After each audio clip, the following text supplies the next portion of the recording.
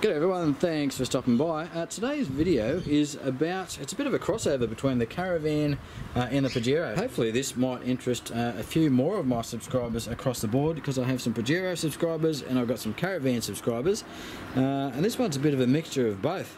Today's video is going to be about the addition of the Alko 360-degree off-road ball coupling. As you can see here, this is an articulated coupling that I'm putting on the 17-foot Jayco. Now the reason we're doing this, if you've got a Pajero, you know about the access issues and getting into your back door while you've got a Caravan or something hooked up. You may have seen before that my driveway's got a bit of slope in it, and I want some improvement in getting out there. So anyway, this is it. This is a 3.5 ton Alko coupling. We're just going to pull off the old one that we've got here. We'll reattach this one, we'll hook it up and we'll see how she goes. Let's get into it. You can see there I've had to get a little bit creative in relation to the tow hitch. It's changed a little bit depending on the Caravan and what modifications I've had to done to the Caravan. Originally it was all the way down because it had the 2-inch lift done on the car, but then I had the lift done on the van, which meant I had to bring it back up. And in this configuration, this is just one of those drop hitches you can get from super cheap, or any trailer store, I suppose. It did have another section on the top here, but I had to cut that, as you can see here, and I really need to coat that to stop the rust, but it was bumping on the top here. And the previous owner, not myself, but I know lots of Pajero owners have issues with this. I'm going to hook it up now, give you an idea of what we're talking about, and just show you why we're making the change, and then we'll switch it over and hopefully we'll see some improvement there. It's actually an extended bar that we've got coming out, or an extended tongue that comes out to give me a little bit of extra reach. Otherwise that's still under the actual rear carrier of the spare wheel, and it just gets painful. You're always hitting the spare wheel and it's always bumping it. You can get a spare wheel lift kit, which is effectively just a plate of steel with a few extra raised bolts in it, which takes it up about 50 mil. I might do that eventually, but for now this is what the scenario looks like.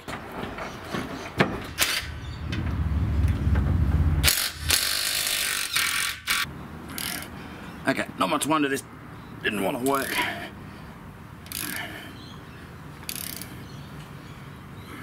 The painting that's been done possibly on the top of this, it's making it a bit of a pain in the backside. I'm going to break out the big guns. So we're going to go to my deep socket and break a bar, and should be that much easier.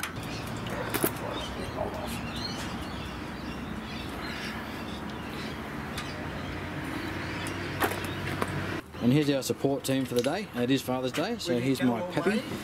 He's arrived to give me a bit of a hand, a bit of moral support, and tell me where I go wrong. So he's going to give me a bit of a hand here along the way, so you'll see his mug pop up here and there. So thanks, Father, for coming along and giving me a quick hand with this one.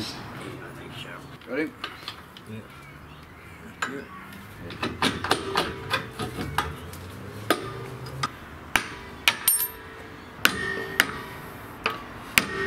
There's got to be something here that's going to give me grief. There's nothing that's going to go that easy. Yeah, this one. Alright. Look at that. And the hole's the same? I'm bloody hoping so, Father.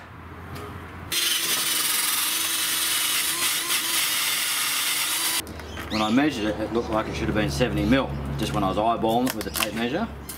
The closest they had was the M1265s. So, I hope I'm not out bloody 5 mil. Shit. Long enough? It's out by about a thread. So they had 90 mil ones, I'm going to have to get the 90 mil ones. Back to Bunnings. So M12's 90 mil. Should be better. There's a difference in the length there. Just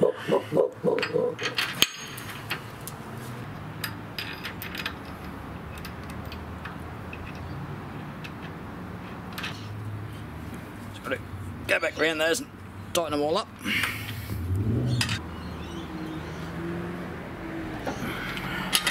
We've put Loctite on all of our bolts. These are high tensile 8.8 as per the recommendations. They are an M12 and they are 90 mil. Bit more! Righto! Might try my other toe ball. It'll bring it further in under the car, but should be right. just try it again with that normal hitch and see what it looks like, Father. Turn it. More! More! The hole is sort of right up the front. further forward rather than at the back. Yeah. Well, Although you're right, once I drop it, like clearance under here, I can't even get a finger under there now to... Yeah, I can't activate that while it's up there like that. But once I drop it, I can now activate it. Still, but there's not a lot of bloody clearance in it. I'm hoping it's not welded on the other side. I'm sure I can find a bolt.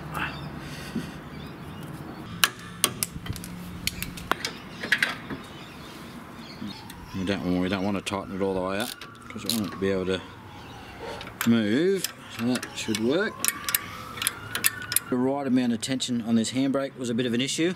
They are two separate pieces running under the van and through those sliders, so I've just managed to just twist these chain sections just to apply a little bit more tension because of the differing handbrake system on this one compared to the other one. There is probably one or two twists in this because I wasn't able to get this pin to fit through the next lot of links here. Tried to increase the tension here by just moving back this next link. This wouldn't actually fit through this link here, and I actually found that this was too aggressive an increase. And I wasn't really happy with that anyway because I was able to change this one and get that onto the next link, but again it was too aggressive, allowing me the minimal adjustment that I needed. So I found just putting a couple of twists in these two chains got it just nice. And when we apply the handbrake, I'm getting up to that second last notch. Before I made the twist in the chains, it was actually coming right off the end. The handbrake on this has never been particularly good anyway, so we'll see how we go. We can probably get it up one more with a little bit of effort. You'll see these chains here are well and truly under tension, so hopefully that's going to hold the handbrake. If we just sit the other one beside it, you'll see that the mounting plate that attaches to the drawbar and the actual ball coupling are all sort of in line. So with that off the end, you'll see that that pretty much comes straight off, where the off-road hitch comes up a little bit, so it does actually drop the front of the van just a little bit. This is going to allow me to ride slightly nose down on the caravan, which is excellent, which is where I want it to be. It's a little bit better for aerodynamics, and supposedly it's better for a towing experience as well.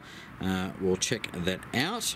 Now, in relation to these Alkos, when you are travelling, this locking disc needs to come off.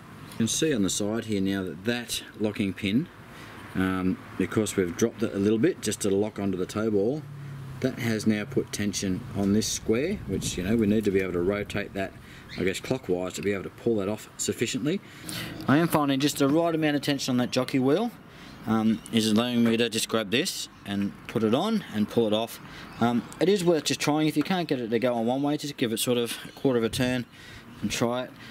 Another thing I'm noticing, if you're having trouble getting it off, move the coupling sort of left to right.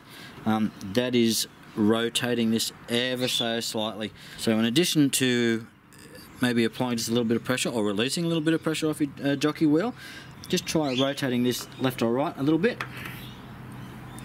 You'll see there, if the coupling's not straight and I'm trying to pull on that, that's not going to happen. But if I bring it down a little bit, I can see that moving straight off. Still not real happy that this thing is plastic and we're just relying on a few plastic teeth, but $5 a piece. I'm going to get a few spares of those because I reckon I'm going to forget one. I'm going to lose them.